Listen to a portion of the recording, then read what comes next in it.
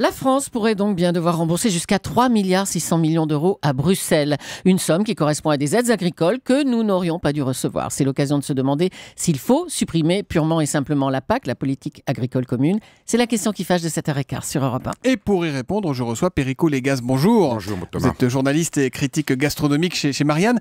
Cette amende nous rappelle cruellement que notre agriculture vit sous perfusion des aides européennes. Perico, est-ce qu'on est là sur un modèle viable, pérenne ? Alors, c'est totalement faux et ça a toujours été occulté au peuple français. Qu'est-ce qui est faux ?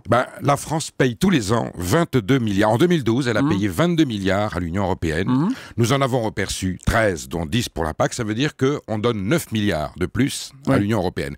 Donc la France, elle finance 100% de son agriculture et en plus, elle finance un peu celle des autres. Donc c'est important à savoir. Moi, je ne suis pas eurosceptique, je ne suis pas europhobe, mais je ne suis pas eurocon. Ça veut dire que je veux bien payer dans une solidarité européenne parce que la Maison Europe est notre avenir, mais pas dans ces conditions, pas à ces gens-là et pas de cette façon. La PAC, aujourd'hui, elle est faite n'importe comment. Elle est faite. C'est qu'on a l'impression qu'elle nous aide, mais en fait, elle nous aide pas, la PAC. Parce que on mélange un peu tout là. Quand on dit on donne une vingtaine de milliards à l'Europe, c'est pour tous les sujets confondus. Alors, on va voir comment les distribuer. D'abord, ce qu'on doit à l'Europe. Alors là, effectivement, on peut dire, et vous allez rire, les relevés. Vous savez, l'agriculteur prend une carte satellite qui a été faite, mais la photo était en noir et blanc. Donc, on fait pas exactement la différence avec l'ombre, la friche, la forêt. Donc, il délimiter au crayon la parcelle qui rentre dans ce qu'on appelle le registre parcellaire. C'est comme ça que c'est une partie des subsides européens. Et là, il y avait des erreurs. Depuis 2008, il y avait des erreurs. Et Stéphane Le Foll a dit en 2013, on va faire des photos couleurs. Et là, on verra bien quelles sont les parties cultivables, exploitées, qui ont droit à des subsides et celles qui n'ont pas le droit. L'écart entre le relevé jusqu'à 2012 et celui-là fait qu'il y a 1,8 milliard cette année en 2013. Et éventuellement la même chose. Donc ça va faire 3,6. On va rien payer du tout. Donc on est bien clair. Si on a une amende, c'est parce qu'on faisait une déclaration sur un nombre d'hectares qui n'était pas exactement le bon et c'est un ajustement. À savoir, parce que là, le ministre de l'Agriculture va négocier, on va voir si c'est exactement. Mais attendez, on n'a pas à reverser de l'argent qu'on verse déjà. Le drame, c'est que la PAC, aujourd'hui, est faite pour enrichir les gros producteurs, les gros céréaliers, ceux qui ont de grandes surfaces, puisque, évidemment, une partie de la prime va à la superficie. Et donc, on donne de l'argent à des gens qui n'en ont pas besoin, et on prive des agriculteurs, des paysans qui font de la petite exploitation de qualité. Eux, ils ont zéro. Aujourd'hui, il y a 18% des agriculteurs qui reçoivent à peu près 80% de l'aide, c'est ça. Voilà. Alors, c'est un petit peu moins que ça. On dit 80-20. Voilà. C'est 75% des subsides les plus importantes vont à 25%, entre 20 et 25% des agriculteurs les plus riches qui n'en ont pas besoin. Tous en ont besoin, non ?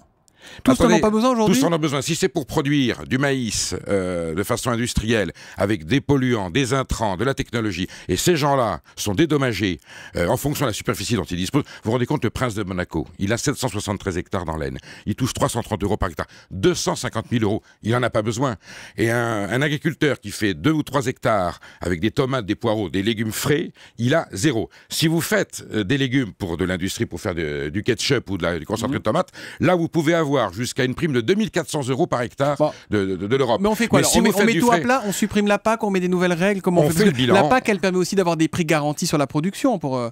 Oui, mais ça profite à qui? Une fois de plus, ça ne profite pas à l'agriculture dont nous avons besoin. L'agriculture de qualité, celle qui nous donne à manger des produits frais, qui participe à notre alimentation, qui préserve l'environnement, celle-là, elle a zéro. Et ceux qui ont des milliards d'euros tous les ans sont des gens...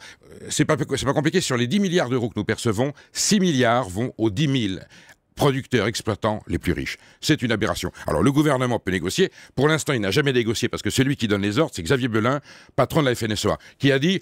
Un paysan, un agriculteur qui a 10 hectares et 10 vaches, c'est pas un agriculteur. Donc le ministre de l'Agriculture, Perico Légas, il dit quoi? On fait quoi de la PAC rapidement? Stéphane Le Foll, il se bat autant qu'il peut pour essayer de rééquilibrer les choses, mais il y a des enjeux énormes entre la Commission et la réalité du terrain. La FNSEA, le syndicat majoritaire, il ne favorise que les plus gros producteurs, que les plus grands propriétaires, et la petite paysannerie, il s'en fout. Donc effectivement, ou le gouvernement prend ses responsabilités, ou Stéphane Le Foll tape du poing sur la table, ou on continuera comme ça et on ira de toutes les manières à une situation de ce que je peux vous dire, c'est que dans l'état actuel des choses, Monsieur Belin, Monsieur Barroso et Monsieur Hollande, Marine Le Pen vous dit merci parce que c'est ce genre de détails qui exaspère la ruralité, les paysans et les Français. Et on précisera que cette amende, ce sont les contribuables évidemment qui la paieront, non pas les agriculteurs, puisque et pas les gros céréaliers. Ce trop perçu c'est une erreur qui n'est pas de leur fait. Merci Perico Légas d'être venu ce matin sur Europe 1. Bonne journée à vous.